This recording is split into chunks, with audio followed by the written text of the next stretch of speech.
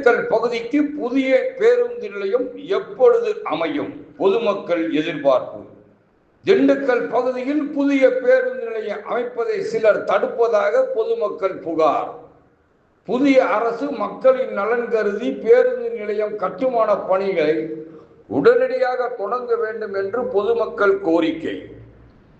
திண்டுக்கல் நகராட்சி கடந்த 2016ஆம் ஆண்டு மாநகராட்சியாக தரம் உயர்த்தப்பட்டது.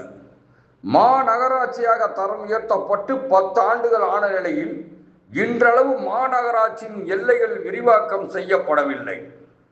அதேபோல் புதிய புறநகர் பேருந்து நிலையம் அமைக்கப்படவில்லை.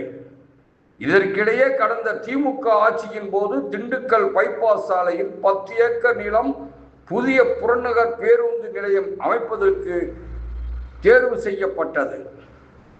மேலும் இதன் கட்டுமான பணிகளுக்காக ரூபாய் 75 கோடியை மாநகராட்சி ஒதுக்கீடு செய்தது. இந்த பணிகள் கடந்த சில தினங்களுக்கு முன்னர் துவக்கப்பட்ட நிலையில் தனிநபர் சிலர் பேருந்து நிலையம் கட்டுமான பணிகளை தடுப்பதற்கான முயற்சிகளை செய்து வருவதாக புகார் எழுந்துள்ளது. இது குறித்து அப்பகுதியைச் சேர்ந்த பொதுமக்கள் கூறியதாவது: பேருந்து நிலையத்திற்கு தேர்வு செய்யப்பட்டுள்ள பள்ளப்பட்டி மிகவும் பின்தங்கிய பகுதியாகும். இந்த பகுதியில் பேருந்து நிலையம் அமைந்தால் எங்களது கிராம மக்களின் வாழ்வாதாரம் உயரும். அதேபோல் தென் மற்றும் வட மாவட்டங்களை இணைக்கும் முக்கிய சந்திப்பாக இந்த பகுதி உள்ளதால் திண்டுக்கல் நகர் பகுதிக்கு போக்குவரத்து நெரிசல் முற்றிலும் குறையும்.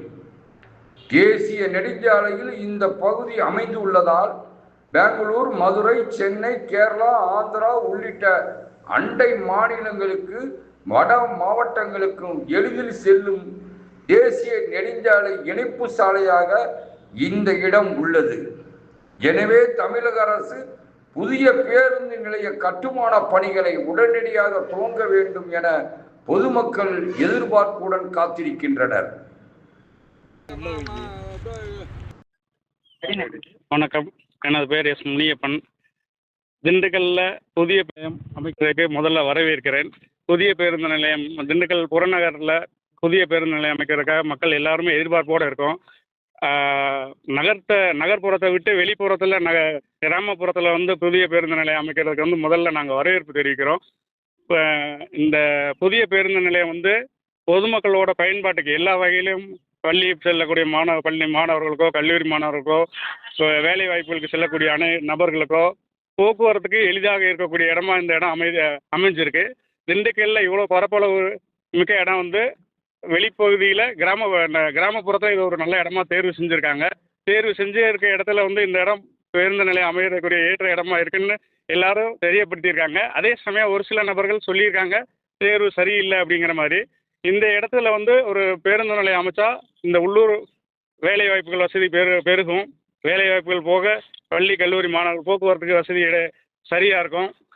அதே சமயம் பேருந்து பயணத்தில் வந்து மக்கள் வந்து அதிகமாக பேருந்து பயணத்தை தான் விரும்புகிறோம். பேருந்து பயணத்தில் வந்து தென் தமிழகம் வட தமிழகத்தை இணைக்கிறதுக்கு வந்து திண்டுக்கல் வந்து ஒரு மையப்பகுதியாக இருக்குது. திருச்சிக்கு அடுத்தப்புறம் நம்ம திண்டுக்கல் வந்து ஒரு மையப்பகுதியாக இருக்குது. இந்த திண்டுக்கல்லேருந்து வந்து எல்லா இடத்துலையும் திறந்து நம்ம இறங்கி எல்லா பகுதிகளுக்கும் சென்று வர்றதுக்கு ஈஸியான பகுதியாக இருக்கிறதுனால இந்த இடத்துல வந்து பேருந்து நிலையம் அமைக்கிறதுக்கு வரவேற்கிறோம். வணக்கம், நான் பெரியவள்ளப்பட்டியிலேருந்து பேசுகிறேனே. என் பேர் நாகராஜன். புதிய பஸ் ஸ்டாண்ட் வர்றதுக்கு எங்கள் பெரியவள்ளப்பட்டி ஊர் பொதுமக்கள்லாம் மகிழ்ச்சியாக இருக்காங்க. இங்கே வந்தால் நல்லா இருக்கு. சென்றான நடுவில் இருக்குது. இங்கேருந்து 1.5 கிலோமீட்டர் தான் பஸ் ஸ்டாண்டு. டவுனுக்குள்ள 1.5 கிலோமீட்டர், டவுன் டு பள்ளப்பட்டி இப்போ 1.5 கிலோமீட்டர் தான்.